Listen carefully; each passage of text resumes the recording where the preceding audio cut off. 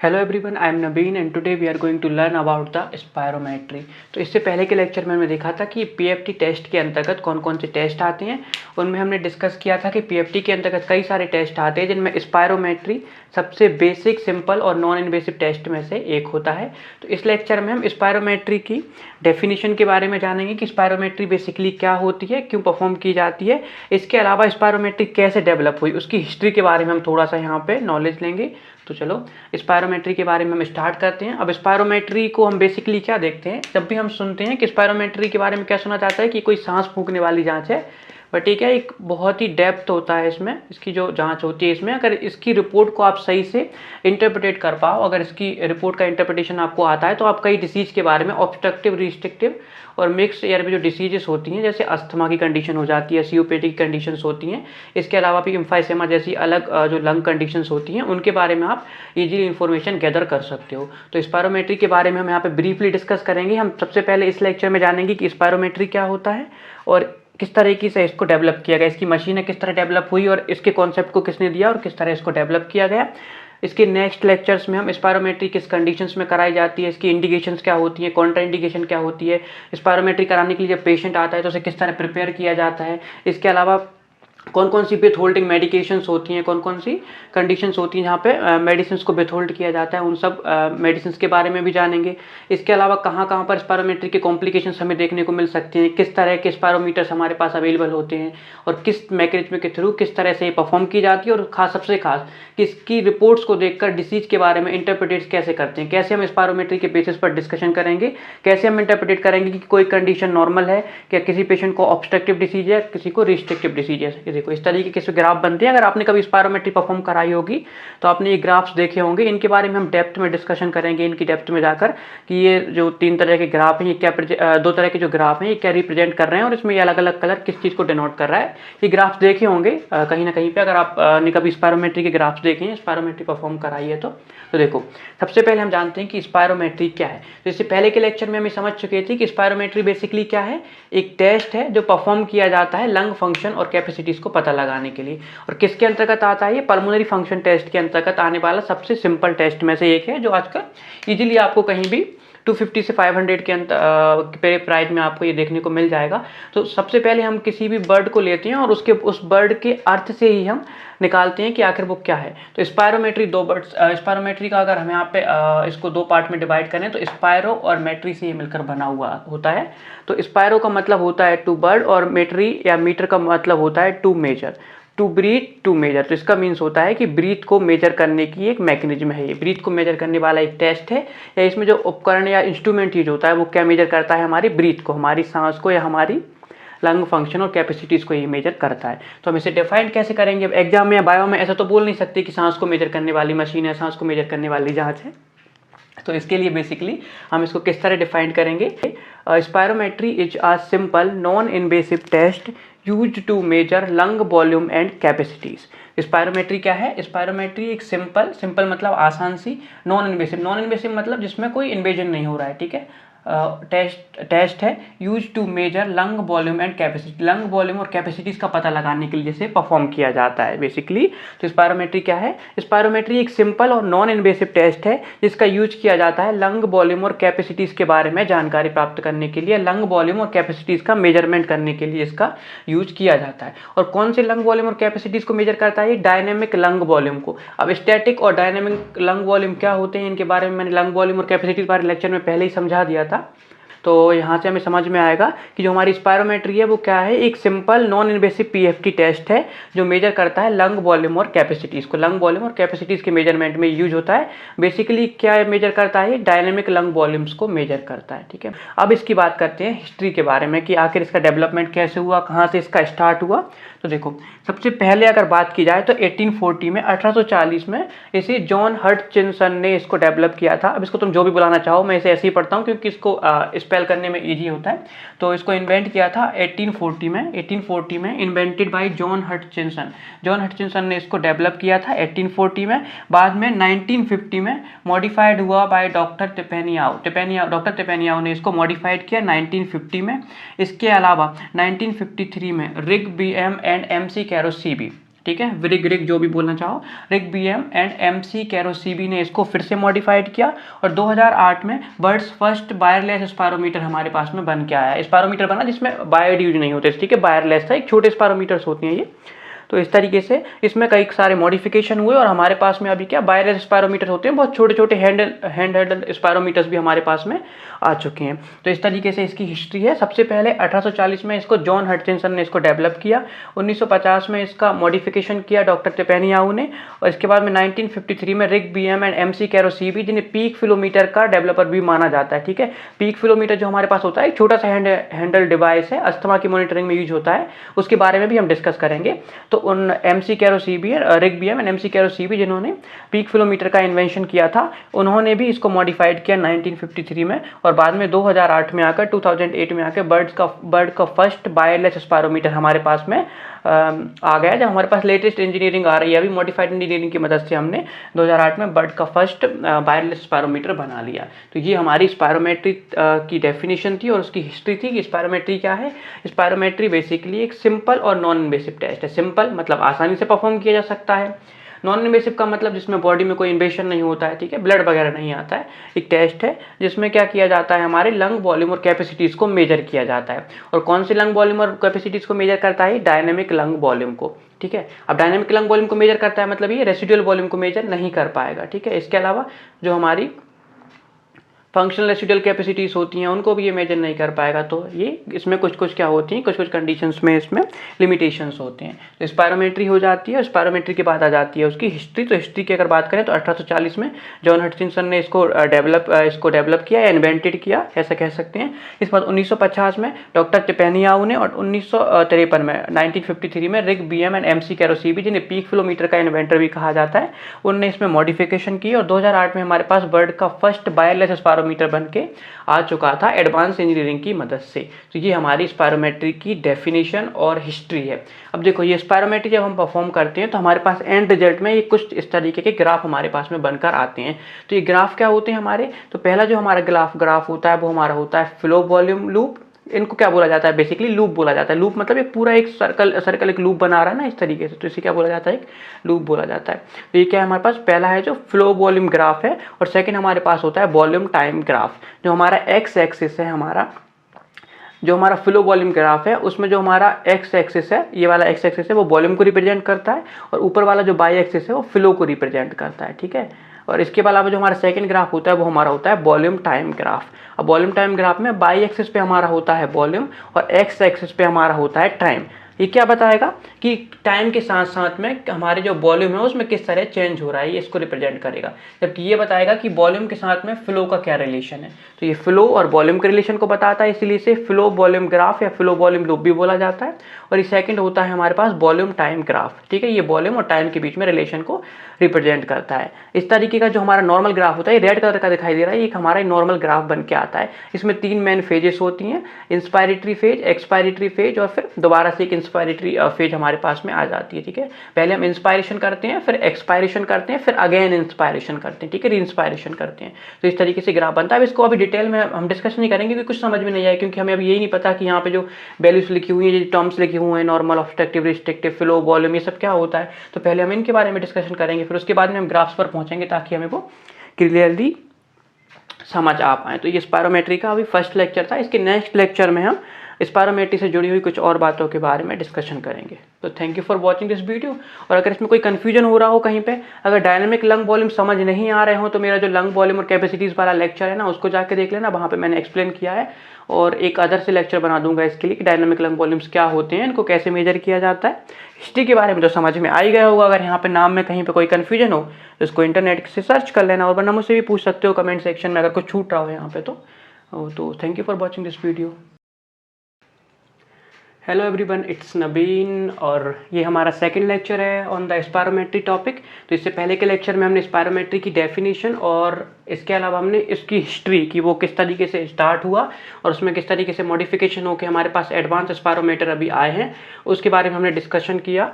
अब इस लेक्चर में हम स्पायरोमेट्री से रिलेटेड इंडिकेशंस के बारे में जानेंगे। इंडिकेशंस का मतलब क्या होता है कि किन कंडीशंस में स्पायरोमेट्री सजेस्ट की जाती है, मतलब डॉक्टर्स कौन सी कंडीशन में स्पायरोमेट्री कराने के लिए आपको बोलते हैं, या कौन सी कंडीशन होगी जब आपको स्पायरोमेट्री कराना चाहिए एक पर्टिकुलर लैब में जाकर एक सर्टिफाइड रेस्पिरेटरी थेरेपिस्ट या certified pulmonary function test technician से।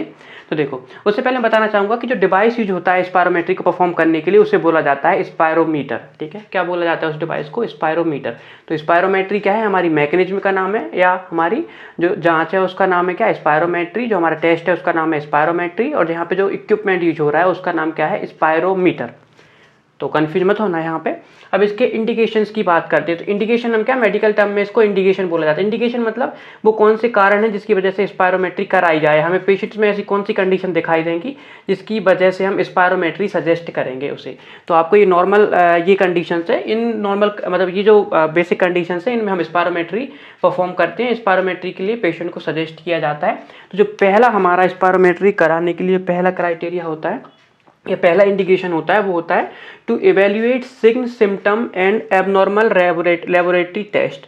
तो कुछ हमें पेशेंट में ऐसे सिग्न सिम्टम्स या एबनॉर्मल लेबोरेटरी टेस्ट दिखाई दे रहे हैं जिनके बारे में और ज़्यादा जानकारी लेने के लिए किस वजह से ये आ रहे हैं, उसके लिए हम स्पायरोमेट्री परफॉर्म करते हैं। देखो, अब किसी को नॉर्मल सर्दी जुकाम होगी तो उस कंडीशंस में भी सिम्टम्स आ सकती हैं, लेकिन अगर हमें दिख रहा है कि कहीं कंडीशन में ये सिम्टम्स प्रोग्रेस कर रहे हैं और नॉर्मल ट्रीटमेंट के बाद भी जब ये ठीक नहीं हो रही है, तब उस कंडीशन में हम क्या करते हैं, स्पायरोमेट्री को पेशेंट्स के लिए स्पायरोमेट्री इंडिकेटिव होती है इस कंडीशंस में। तो कौन सा इंडिकेशन है? पहला, evaluate sign symptoms and abnormal laboratory test. अब मुझे ये बताना कि सिग्न और सिम्टम में क्या डिफरेंस होता है। अगर आपको पता है तो आप बता सकते हो कि सिग्न और सिम्टम्स सुनने में तो दोनों एक जैसे लग रहे हैं, लेकिन इनमें डिफरेंस क्या होता है कि सिग्न और सिम्टम्स को यहाँ पे अलग अलग क्यों लिखा गया है। ठीक है, मैं ही बता देता हूँ। बेसिकली क्या होता है, जो पेशेंट हमें बताता है वो होते हैं सिम्टम्स, और जो हम समझते हैं वो होते हैं सिग्न। मतलब जो हमें दिखाई दे रहे हैं वो होते हैं सिग्न, और जो पेशेंट हमें बता रहा है वो क्या होते हैं? सिम्टम्स होते हैं। ठीक है, अभी यहाँ पे भी समझ आएगा इसमें। तो कौन कौन से वो सिग्न सिम्टम्स और लेबोरेटरी टेस्ट हैं जो एबनॉर्मल रहेंगे तब हम इंडिकेट करेंगे स्पायरोमेट्री को, हम पेशेंट को रेफर करेंगे स्पायरोमेट्री के लिए। तो पहली कंडीशन होती है हमारी डिस्निया, सेकेंड कंडीशन है वीजिंग, और थर्ड कंडीशन हमारे पास आती है कफ।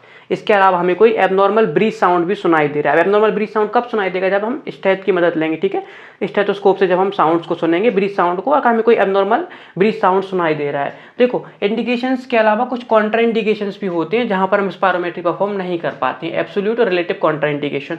तो पहले कॉन्ट्रा इंडिकेशंस के बारे में, सारे कॉन्ट्रा इंडिकेशंस को ध्यान रखना, उसके बाद में स्पायरोमेट्री को आप प्रेफर करना। तो देखो, पहली कंडीशन क्या है हमारे पास, पहला सिम्टम्स हमारे पास क्या आ रहा है, पहला सिग्न हमारे पास क्या है? Dyspnoea, wheezing and cough. Dyspnoea, हम साधारण भाषा में डिस्निया को क्या बोलते हैं? सांस फूलना या सांस भरना बोला जाता है। ठीक है, तो पेशेंट आपके पास आके क्या कहेगा कि मेरी क्या हो रही है? सांस फूल रही है, बहुत लंबे टाइम से मुझे क्या हो रही है? सांस भर रही है, या जितने भी टाइम से मेरी क्या हो रही है? सांस भरने की प्रॉब्लम हो रही है, मुझे सांस फूल रही है, या बोलेगा सांस लेते नहीं बन रहा है। तो उस कंडीशन को हम मेडिकल टर्म्स में क्या बोलते हैं? डिस्निया बोलते हैं। सेकंड कंडीशन हमारे पास क्या आ जाती है? वीजिंग। वीजिंग क्या होती है? वो जो कोई आके क्या करते हैं, शिकायत करते हैं हमारे पास में कि क्या हो रही है, हमें घरघराहट की आवाज़ सुनाई दे रही है सांस लेते टाइम पे। वो कुछ लोग बोलते हैं, ठीक है, कि सांस ले रहे हैं, छोड़ रहे हैं, उस कंडीशन पे क्या घरघराहट सुनाई दे रहा है। ठीक है, तो उसी को बोला जाता है हमारे मेडिकल टर्म्स में वीजिंग। तो पहली कंडीशन है डिस्निया, सेकंड कंडीशन है हमारे पास में वीजिंग। वीजिंग क्या है? एक ब्रीथिंग साउंड है, मतलब जब सांस लेते टाइम पे एक एबनॉर्मल साउंड आता है, उसे वीजिंग बोला जाता है। और थर्ड कंडीशन है हमारे पास में कफ, कि पेशेंट बोलता है मुझे बहुत लंबे टाइम से खांसी चल रही है, सूखी खांसी, गीली खांसी, जैसे भी बताता है, ड्राई कफ या बैड कफ। तो उस कफ की कंडीशंस में अभी कभी कभी कंडीशंस हो जाती है जब हम स्पायरोमेट्री को रेफर करते हैं। अभी टीबी भी हो सकता है, ऐसी कंडीशन हो सकती है। तो टीबी के लिए क्या रहेगा? स्पायरोमेट्री कॉन्ट्राइंडिकेटेड रहेगा, तो यहाँ पे हमें ध्यान रखना पड़ेगा। तो कॉन्ट्राइंडिकेशन भी इस लेक्चर के बाद में हम कवर करेंगे, लेकिन पहले हम क्या देख रहे हैं कि इंडिकेशन कहाँ कहाँ पे आप सजेस्ट करोगे। तो पहली कंडीशन है डिस्निया, सेकेंड सिम्टम हमारे पास दिख रहा है वीजिंग का, थर्ड हमारे पास में है कफ का। ठीक है, डिस्निया, वीजिंग और कफ के बाद हमारे पास आता है एबनॉर्मल ब्रीथ साउंड्स। ठीक है, जैसे आप इस टेस्ट से मेजर कर रहे हो, कभी कभी नॉर्मली भी सुनाई देते हैं बिना स्टेथोस्कोप के भी, लेकिन अगर स्टेथोस्कोप से आप पेशेंट्स को इवेल्युएट कर रहे हो, एवेल्यूशन कर रहे हो, किसी चेस्ट एग्जामिनेशन कर रहे हो बेसिकली आप, तब आपको एबनॉर्मल कुछ ब्रीथ साउंड सुनाई दे रहे हैं, जैसे आपको क्रैकल सुनाई दे रहे हैं, वीजिंग सुनाई दे रही है, या किस तरह के कोई साउंड सुनाई दे रहे हैं, तो उस कंडीशन में हम पेशेंट को स्पायरोमेट्री कराने के लिए सजेशन देते हैं। ठीक है। अब इसके बाद सेकंड जो हमारे पास में जो आता है वो कंडीशन आती है abnormal chest radiograph and ABGs, ठीक है। एबनॉर्मल चेस्ट रेडियोग्राफ, तो हमने क्या कराया, चेस्ट का एक रेडियोग्राफ कराया, रेडियोग्राफ मतलब एक्सरे कराया, ठीक है, रेडियोग्राफ कराया, एक्सरे कराया हमने, और हमें चेस्ट एक्सरे एबनॉर्मल दिखाई दे रहा है, जिससे हमें कोई ऐसी कंडीशन लग रही है, कोई ऑब्स्ट्रक्टिव और रिस्ट्रिक्टिव डिसीज हो सकती है, लेकिन क्लियर नहीं है डायग्नोसिस। तो अब डायग्नोसिस को क्लियर करने के लिए हम क्या करेंगे, तो एबनॉर्मल चेस्ट रेडियोग्राफ हमें दिखाई दे रहा है, तो उसके लिए हम स्पायरोमेट्री के लिए इंडिकेशंस रहेगा वो कि स्पायरोमेट्री, पेशेंट को स्पायरोमेट्री करानी चाहिए उस कंडीशन में। और इसके अलावा एबीजी, अब एबीजी क्या होता है, तो एबीजी हमारे पास में क्या होती है, acid base balance and imbalance के लिए एक जांच हम कराते हैं, जो बॉडी में हमारा ब्लड है उसका एसिड बेस बैलेंस और इम्बैलेंस को चेक करने के लिए एक जांच होती है ये। तो इस टेस्ट में भी हमें लग रहा है कि यार कहीं ऐसी कंडीशन दिख रही है कि पेशेंट को हाइपोक्सिक कंडीशन है, हाइपोक्सेमिया की कंडीशन है, हाइपोक्सेमिया पता चल रहा है बेसिकली, या कोई ऐसी कंडीशन है कि हमें एसिड बेस में कोई इम्बैलेंस दिखाई दे रहा है और कोई और रीजन हमें पता नहीं चल पा रहा है, हो सकता है कि कोई किडनी फेलियर का कोई इशू नहीं है या फिर कोई लीवर से रिलेटेड कोई इशू नहीं है, तब उस कंडीशन में हम क्या करेंगे, हमें लगेगा कि यार हो सकता है कोई रेस्पिरेटरी इशू हो रहा हो पेशेंट को, उस वजह से इसका एबीजी एबनॉर्मल आ रहा हो, ठीक है, क्योंकि CO2 वगैरह भी क्या करती है हमारे पास में, ड्राइव जनरेट करती हैं। तो उस कंडीशंस में भी हम क्या करेंगे, पेशेंट को स्पायरोमेट्री के लिए सजेशन देंगे कि आप जाके स्पायरोमेट्री करा के आओ, उससे क्या होगा, आपकी डायग्नोसिस बनाने में हमें मदद मिलेगी। थर्ड हमारी कंडीशन क्या होगी, हाइपोक्सिया एंड हाइपोक्सेमिया। अब ये दोनों में क्या डिफरेंस होता है, अब हमारे पास में ये कंडीशंस हो गई हैं कि हमारे पास में कोई पेशेंट आया तो हमने उसको देखा, हमने चेस्ट एग्जामिनेशन करी, हमने उससे सिम्टम्स के बारे में पूछा, हमें उसमें कुछ सिग्न दिखाई दिए, ठीक है, सिम्टम्स मतलब जो हमें पेशेंट ने बता दिए कि मुझे ये हो रहा है, सांस भरने में दिक्कत हो रही है, सांस लेने में दिक्कत हो रही है, सांस फूलती है, घरघराहट का साउंड आता है, इस तरीके से चीज़ें उसने बता दी। और उसके बाद में हमने उसमें देखी कि हमें कुछ सिग्नल दिखाई दे रहे हैं, जैसे कि, ठीक है, जैसे कि क्या कर रहा है वो, एक्सेसरी मसल्स का मूवमेंट हो रहा है उसमें, या कोई भी अदर उसमें ड्राइव हमें दिखाई दे रही है, रेस्पिरेटरी ड्राइव दिखाई दे रही है, तो उन सब कंडीशंस में उसने हमें बता दिया।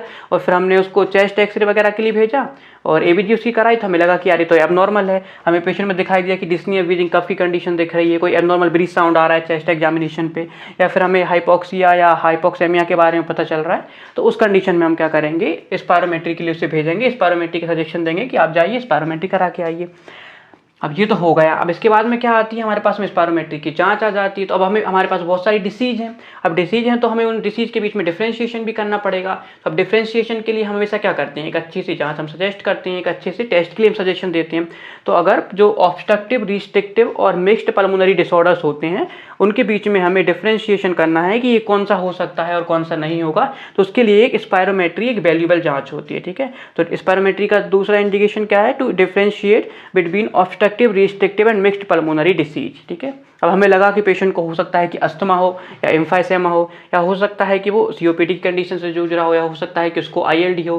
तो इन सब कंडीशंस में हम क्या करेंगे, अब डिफ्रेंशिएट कैसे करें, हमारे पास में कोई लिखित रिकॉर्ड होना चाहिए, उसका प्रूफ होना चाहिए, ताकि हम डायग्नोसिस को अच्छे से बना के उसे मेडिकेशंस वगैरह दे सकें। तो उसके लिए हम क्या करते हैं, स्पायरोमेट्री परफॉर्म करते हैं। स्पायरोमेट्री के बाद में अदर जांचें जो होती हैं उसमें आगे बढ़ जाती हैं, अगर हमें स्पायरोमेट्री में भी चीज़ें समझ नहीं आ पा रही है, अगर रिस्ट्रिक्टिव डिसऑर्डर्स वगैरह के बीच में भी डिफ्रेंशिएशन करना होता है, तब उस कंडीशंस में हम स्पायरोमेट्री से आगे जाते हैं। डीएलसी और जो हमारे गैस अलग जो जांचें होती हैं, इसके अलावा नाइट्रोजन वॉश आउट वगैरह उनकी तरफ जाते हैं। लेकिन अभी हमें अगर बेसिक लेवल पर ऑब्स्ट्रक्टिव, रिस्ट्रिक्टिव और मिक्स्ड पल्मोनरी डिसऑर्डर्स में अगर हमें डिफ्रेंशिएशन करना है, तो उसके लिए हम क्या करते हैं, स्पायरोमेट्री का सजेशन देते हैं। थर्ड कंडीशन हमारे पास में आती है to check the lung volume and capacity. तो सबसे बेसिक फंक्शन है इसका, इसको तो मुझे पहले लिखना चाहिए था, लेकिन चलो कोई बात नहीं, तीसरे नंबर पर लिख दिया कि अगर लंग वॉल्यूम और कैपेसिटीज के बारे में हमें पता करना है कि किसी पर्सन की लंग वॉल्यूम और कैपेसिटीज करेंटली क्या है, तो उसके लिए भी हम स्पायरोमेट्री का सजेशन देते हैं। स्पायरोमेट्री उसके लिए इंडिकेटिव होती है, ठीक है। स्पायरोमेट्री के लिए पेशेंट को रेफर किया जाता है, या नॉर्मल पर्सन को जिसकी आपको पता करना है। अभी हम क्यों करेंगे लंग वॉल्यूम और कैपेसिटीज के बारे में पता, तो क्या कंडीशन हो सकती है, या तो किसी भी कंडीशंस में हम करवा सकते हैं, जैसे कि हमें किसी कोई एथलीट है, अगर वो किसी गेम खेलने के लिए जा रहा है, तो वो अपनी लंग वॉल्यूम कैपेसिटीज़ के बारे में रेगुलर बेसिस पे पता करना चाहता है, तो उस कंडीशंस में हम करवा सकते हैं। कोई ऑपरेशन सर्जरी होने वाली है, तो लंग वॉल्यूम और कैपेसिटीज़ के बारे में पता करने की लंग की कंडीशन क्या है, उसके लिए हम इसको चेक करवा सकते हैं। तो ऐसे अलग अलग कंडीशंस में ये चेक होती हैं, ठीक है। तो to check the lung volume and capacity, तो आजकल तो पता है क्या हो रहा है, अगर जैसे कोई बड़ी कंपनी में कोई जॉब वगैरह लगती है ना, तो उससे पहले भी वो जब कंप्लीट बॉडी टेस्ट कराते हैं ना, तो उसमें भी वो स्पायरोमेट्री कराने के लिए, जैसे कोई माइन वगैरह में काम कर रहा है, उस सब कंडीशन में भी क्या डेली बेसिस पर हमारी स्पायरोमेट्री परफॉर्म होती है। डेली बेसिस पर तो नहीं बोल सकते, मंथली बेसिस पर या एक ड्यूरेशन बेसिस पर क्या होती है, मंथली भी नहीं होती है, 3 मंथ 4 मंथ के ड्यूरेशन पर वो क्या करते हैं, जहाँ बड़े शहर है वहाँ पे स्पायरोमेट्री वगैरह परफॉर्म करवाते रहते हैं। अब जो फोर्थ कंडीशन है वो हमारी क्या है, to monitor the effect and progress of disease and effect of treatment. किस चीज़ को हम मॉनिटर कर रहे हैं, effect and progress of disease. अब जैसे मान लो पेशेंट को किसी को अस्थमा है, अस्थमा का है हमारी एक रेस्पिरेटरी डिसीज है, तो अब हमें पता कैसे चलेगा कि पेशेंट को अस्थमा की कंडीशन बढ़ रही है। अब कभी कभी क्या हो जाता है, किसी किसी को साइकोलॉजिकल कंडीशन ऐसी जनरेट हो जाती है कि उसको लगता है कि उसे प्रॉब्लम हो रही है बट उसे प्रॉब्लम नहीं होती है। तो अब इन सब कंडीशंस में हम क्या करेंगे, हमारे पास कोई प्रूफ होना चाहिए उसे बताने के लिए नहीं भाई तुझे प्रॉब्लम नहीं है, बस तुझे लग रहा है ऐसा। तो हम क्या करेंगे उस कंडीशंस के लिए, तो अगर हमें किसी डिसीज की प्रोग्रेशन, कोई भी हमारी ऑब्स्ट्रक्टिव और रिस्ट्रिक्टिव डिसीजेस हैं, जैसे कि हमारी अस्थमा हो जाता है, सीओपीडी, ब्रोंकाइटिस, ब्रोंक्यूलाइटिस, और भी कई सारी डिसीजेस हैं, इनका नाम लेते लेते पूरा 100 ऑफ डिसीजेस हो जाएंगे। जैसे कि ILD हो जाती है हमारी, रिस्ट्रिक्टिव में आ जाती है। इसके अलावा डिफ्यूजन डिसऑर्डर्स आ जाते हैं हमारे, और भी कई सारे डिसऑर्डर्स होते हैं। तो अगर हमें पता करना है कि वो डिसीज किस तरीके से, उस डिसीज का क्या इफेक्ट है और वो कैसे प्रोग्रेस कर रही है, ठीक है। जैसे कि मान लो आज उसने हमारे पास आया, अब हमें चेक करना है कि यार हमने मेडिसिन दी, 15 दिन बाद उसको क्या इफेक्ट हुआ, तो उसको चेक करने के लिए हम क्या करेंगे, स्पायरोमेट्री परफॉर्म कराएंगे। अगर स्पायरोमेट्री में इंप्रूवमेंट हुआ है, इसका मतलब हमारी जो दवाइयाँ हैं, हमारी जो मेडिसिन है उस पेशेंट पर काम कर रही हैं। To monitor the effect and progress of disease, पहला तो ये पता करेंगे कि हमें इफेक्ट और प्रोग्रेस का पता लगाना है कि किसी डिसीज का इफेक्ट क्या है और उसका प्रोग्रेस किस तरीके से हो रही है, उसका पता लगाने के लिए। इसके बाद फिर हमने जो मेडिकेशन दिया, हमने जो ट्रीटमेंट दी, हमने जो थेरेपी दी, उसका इफेक्ट क्या हो रहा है, उसके इफेक्ट को पता लगाने के लिए हम ट्रीटमेंट का पता लगाने के लिए भी करेंगे। जैसे हमने पहले स्पायरोमेट्री करा दिया, हमारे पास वो आया, उसके 15 दिन बाद या 20 दिन बाद जो भी हमने मेडिसिन दी थी उसको, उसका असर देखने के लिए हमने फिर उसको स्पायरोमेट्री दोबारा से कराई। अगर स्पायरोमेट्री में इंप्रूवमेंट हुआ तो इसका मतलब क्या होगा कि हमारा ट्रीटमेंट काम कर रहा है, और अगर इंप्रूवमेंट नहीं हो रहा है तो इसका मतलब हमें ट्रीटमेंट का जो रेजिमेन है उसको हमें चेंज करना चाहिए। अब फिफ्थ कंडीशन जो हमारे पास आती है वो आती है प्री ऑपरेटिव असेसमेंट में। प्री ऑपरेटिव असेसमेंट में क्या होता है, बहुत सारी कंडीशंस होती है जहाँ पे हम एनेस्थीसिया का यूज करते हैं। तो उस कंडीशंस में क्या होता है, प्री ऑपरेटिव असेसमेंट के केस में, मतलब जो सर्जरीज होती हैं उनसे पहले, प्री मतलब पहले, ऑपरेटिव मतलब ऑपरेशन से पहले असेसमेंट करने के लिए भी हम क्या करते हैं, स्पायरोमेट्री को परफॉर्म करते हैं, ताकि हमें पता चल पाए कि लंग वॉल्यूम और कैपेसिटीज किस तरह हैं, लंग किस कंडीशन में है इस पेशेंट का। क्योंकि कभी कभी क्या होता है, हम जब एनेस्थीसिया देते हैं किसी पेशेंट को, एनेस्थीसिया वगैरह हम देते हैं, उस कंडीशंस में क्या होता है, मैं बता रहा था कि जब हम क्या करते हैं, किसी पेशेंट को एनेस्थीसिया देते हैं किसी सर्जरी के लिए या मसल रिलैक्सेंट देते हैं, उस कंडीशन में क्या होता है, थोड़ी देर के लिए डायफ्राम भी वर्क करना बंद कर देता है। तो हमें क्या करना पड़ता है उस कंडीशंस में, उसको हमें ऑक्सीजन सपोर्ट प्रोवाइड करना पड़ता है, मैनुअली हमें उसे ऑक्सीजन सपोर्ट प्रोवाइड करना पड़ता है। तो उन ऑपरेशन से, सर्जरी से पहले हम चेक करते हैं कि लंग अच्छी कंडीशंस में है कि नहीं, वरना पता चले कि ऑपरेशन कर दिया, लंग की कंडीशन बेकार थी, पता चला उसका कोई सीवियर उसको रेस्पिरेटरी डिसऑर्डर था और अपन चले तो उसका ऑपरेशन कर दिया तो पेशेंट बेचारा गॉड फॉरबिड वो बीच में ही चला गया। तो बाद में जाके पता चला कि उसको तो भाई कोई रेस्पिरेटरी डिसऑर्डर था, उसके लंग ने काम ही नहीं किया, वहाँ पे जितनी उसको ऑक्सीजन सप्लाई की जरूरत थी उतनी वो प्रोवाइड नहीं कर पाया उस कंडीशंस में, वो उस बर्डन को झेल नहीं पाया। तो उस कंडीशंस में भी हम प्री ऑपरेटिव असेसमेंट करवा लेते हैं कि अगर इसको कोई रेस्पिरेटरी डिसऑर्डर हो तो पहले हम उसका ट्रीटमेंट करते हैं, उसके बाद में इसका ऑपरेशन परफॉर्म किया जाएगा। तो आजकल प्री ऑपरेटिव असेसमेंट में भी स्पायरोमेट्री का रोल बढ़ गया है, धीरे धीरे बढ़ने लगा है, ठीक है। तो ये हमारी स्पायरोमेट्री के बेसिक इंडिकेशंस होते हैं। इसके अलावा कई इंडिकेशंस हैं, इंडिकेशन तो स्पायरोमेट्री के इतने सारे हो सकते हैं कि उन्हें लेकर चलो तो उस पर एक पूरी बुक लिखी जा सकती है पर्टिकुलर इंडिकेशंस को लेकर। लेकिन फिर भी हम जो हमारे बेसिक इंडिकेशन है कि हमारे पास एक पेशेंट आता है और या फिर हम लैब में बैठे हुए हैं तो हम चेक करेंगे किस इंडिकेशन की वजह से आया तो उसको क्या डिसीज हो सकती है। तो इंडिकेशन हमें क्या जानने में मदद करते हैं कि ये पेशेंट को स्पायरोमेट्री की ज़रूरत है या नहीं। अगर ज़रूरत है तो वो अगर हमारा स्पायरोमेट्री का जो रिजल्ट आया है वो किस रिगार्डिंग में आएगा, मतलब वो पेशेंट को क्या हो सकता है। इंडिकेशन हमें बताते हैं कि क्या कंडीशंस हो सकती है पेशेंट को। तो पहले जो इंडिकेशन होता है हमारा स्पायरोमेट्री का वो होता है सिग्न, सिम्टम्स और एबनॉर्मल लेबोरेटरी टेस्ट्स के बारे में इवेल्युएशन करने के लिए कि क्यों जनरेट हो रहे हैं ये, उसके लिए हम स्पायरोमेट्री करवाते हैं। जैसे किसी पेशेंट को डिस्निया, वीजिंग, कफ की कंडीशन है, कोई एबनॉर्मल ब्रीथ साउंड जनरेट हो रहा है हमें सुनने पर, चेस्ट एग्जामिनेशन पर, या किसी को चेस्ट रेडियोग्राफ या एबीजी हम करा रहे हैं तो वो एबनॉर्मल आ रही है, या किसी को हाइपोक्सिया और हाइपोक्सेमिया की कंडीशन हो रही है, तो तब हम क्या करेंगे, स्पायरोमेट्री परफॉर्म करने के लिए पेशेंट को बोलते हैं कि जाइए भाई स्पायरोमेट्री करवा के आओ, उसके बाद में देखेंगे हम तुम्हें, ठीक है। चलो जोक्स अपार्ट, अगर नेक्स्ट जो हमारे पास आता है वो होता है ऑब्स्ट्रक्टिव, रिस्ट्रिक्टिव और मिक्स्ड पल्मोनरी डिसऑर्डर्स में हम डिफरेंशिएट करना चाहते हैं तो उसके लिए भी हम स्पायरोमेट्री परफॉर्म करेंगे। इसके अलावा हमें लगता है कि हमें किसी के लंग वॉल्यूम और कैपेसिटीज़ के बारे में पता करना है तब भी हम स्पायरोमेट्री परफॉर्म करते हैं। मॉनिटर करना है इफेक्ट को, किसी डिसीज की प्रोग्रेस और उसकी इफेक्ट को कि कोई डिसीज किस तरह प्रोग्रेस कर रही है और उसका क्या इफेक्ट हो रहा है उसको मॉनिटर करने के लिए, और जो हमने ट्रीटमेंट दिया है उसका क्या इफेक्ट हो रहा है, वो काम कर रहा है कि हमें रेजिमेंट्स चेंज वगैरह करनी है, कोई दवाइयों में चेंज करना है, कोई मॉडिफिकेशन करना है, उसके लिए भी हम स्पायरोमेट्री परफॉर्म कराते हैं। और इसके अलावा नेक्स्ट आता है 5th नंबर पे हमारे पास आता है प्री ऑपरेटिव असेसमेंट के लिए। प्री ऑपरेटिव असेसमेंट के लिए यूज हम क्यों करेंगे, क्योंकि बहुत सारी सर्जरी से पहले लंग कंडीशंस को देखने के लिए हम क्या कराते हैं, प्री ऑपरेटिव असेसमेंट के फॉर्म में हम स्पायरोमेट्री परफॉर्म कराते हैं। स्पायरोमेट्री उसको रेफर करते हैं कि आप स्पायरोमेट्री करा के आओ, तो अगर कोई दिक्कत नहीं हुई तो हम ऑपरेशन करेंगे, अगर कोई इशू होता है तो हम पहले उसको ट्रीटमेंट करेंगे और उसके बाद में आपका जो ऑपरेशन है, आपका जो सर्जरी है वो परफॉर्म की जाएगी। और एक लाभ मैं भी बता देता हूँ इसके अलावा, जो मैंने रेस्पिरेटरी सेंटर्स में वर्क करते हुए मैंने जो ऑब्जर्व किया है वो रहता है कि पेशेंट की सर्टिफिकेशन के लिए, कि पेशेंट भाई सेटिस्फाई नहीं हो पा रहा है हमारी बातों से, उसको हमने बोला कि उसको अस्थमा है लेकिन वो मानने को तैयार नहीं है, तो उस कंडीशन में हमने स्पायरोमेट्री परफॉर्म कराई, जो रिजल्ट आया हमने वो उसको दिखाया, तो देख भाई तेरा रिजल्ट अस्थमा की तरफ इंडिकेशन दे रहा है, तेरा जो FEV1 है वो पहले से डिक्रीज था, अब हमने इनहेलर दिया, इनहेलर के बाद पोस्ट असेसमेंट में हमें देखा कि भाई 20% और 200 ml का इंक्रीज हो रहा है, तो तुझे अस्थमा है भाई, तो इसका ट्रीटमेंट करवा ले। तो इन सब चीज़ों के बारे में बताने के लिए भी हम पेशेंट को भी एक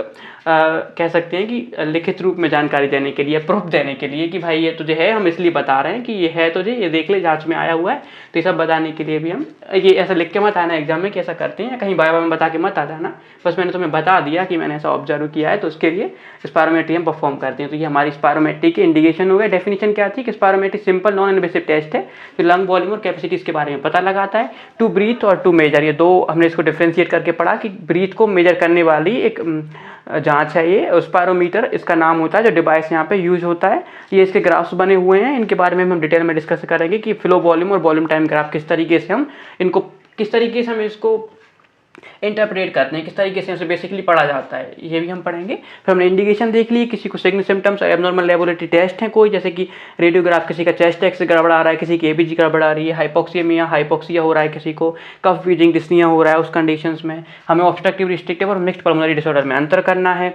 लंग वॉल्यूम और कैपेसिटीज के बारे में पता लगाना है, इफेक्ट देखना है, प्रोग्रेस देखना है किसी डिसीज की, और हमने जो ट्रीटमेंट दिया है वो काम कर रहा है कि नहीं वो चेक करना है। और इसके अलावा जो प्री ऑपरेटिव असेसमेंट है, किसी सर्जरी या ऑपरेशन से पहले जो असेसमेंट किया जाता है, उन सब चीज़ों के लिए हम क्या करते हैं, स्पायरोमेट्री टेस्ट को रेफर करते हैं। स्पायरोमेट्री टेस्ट का इंडिकेशन की तरह ये सब चीज़ें काम करती है। तो अब इसके नेक्स्ट लेक्चर में हम सबसे ज़रूरी चीज़ जानेंगे कि स्पायरोमेट्री टेस्ट को कब परफॉर्म नहीं करना है, ठीक है, क्योंकि इंडिकेशन तो जान लिया, अब तुम जाओगे और जाके तुम्हें ये दिखाई देगा, तुम बोलोगे कि चलो भाई जाके करवा लो स्पायरोमेट्री, लेकिन पता चला बाद में जाके उसको कोई कॉन्ट्रा इंडिकेशन था, तुमने स्पायरोमेट्री परफॉर्म कराई और सब गड़बड़ हो गया। तो मेरा नाम मत लेना, मैं कॉन्ट्रा इंडिकेशन भी पढ़ाने वाला हूँ इसके बाद में, तो नेक्स्ट लेक्चर जरूर देख लेना इसके बाद वाला कि स्पायरोमेट्री के कॉन्ट्रा इंडिकेशन मतलब कब हमें परफॉर्म नहीं करवाना है। एब्सोल्यूट और रिलेटिव दोनों के बारे में पढ़ेंगे, ठीक है। तो इसके नेक्स्ट लेक्चर में देखना कि कॉन्ट्रा इंडिकेशन स्पायरोमेट्री में कौन कौन से होते हैं। तो thank you for watching this lecture. हाँ, यहाँ पे अगर कोई कंफ्यूजन आ रहा हो तो उसके बारे में पूछ लेना, हाइपोक्सिया और हाइपोक्सिया में कंफ्यूजन हो तो वो कमेंट सेक्शन में पूछ लेना, वैसे बता दिया मैंने। और इसके अलावा भी ऑब्स्ट्रक्टिव, रिस्ट्रिक्टिव और मिक्स्ड पल्मोनरी डिसऑर्डर्स क्या होते हैं, इनमें क्या डिफरेंस होता है, कैसे करते हैं इनमें डिफरेंस, ये भी हम डिस्कस करेंगे किसी अदर लेक्चर में, क्योंकि बहुत बड़ा लेक्चर हो जाएगा अगर इनको हम यहाँ पे पढ़ाने बैठ जाते हैं ना। तो लंग वॉल्यूम कैपेसिटी तुम जानते ही हो, प्री ऑपरेटिव असेसमेंट समझ ही गए होगे। अब यहाँ पे इंडिकेशन का मतलब पता ही है कि कौन कौन सी कंडीशन में हम कराते हैं, तो कुछ नहीं बचा यहाँ पर जिसमें कन्फ्यूजन हो। फिर भी कोई कन्फ्यूजन हो या कोई पॉइंट मुझसे छूट गया हो तो तुम मुझे भी बता देना कि ये पॉइंट छूट गया है, तो हम उसको भी कवर कर लेंगे। वैसे जहाँ तक है इन्हीं पॉइंट्स पर हम स्पायरोमेट्री को परफॉर्म करते हैं, स्पायरोमेट्री को हम रेफर करते हैं, पेशेंट को रेफर करते हैं स्पायरोमेट्री कराने के लिए। So thank you for watching this video and I hope कि ये वीडियो तुम्हारे लिए हेल्पफुल रहेगा। और अगर कोई वाइवा में या कहीं एग्जाम में आता है तो तुम क्लियरली स्पायरोमेट्री के इंडिकेशंस के बारे में बता पाओगे। Thank you.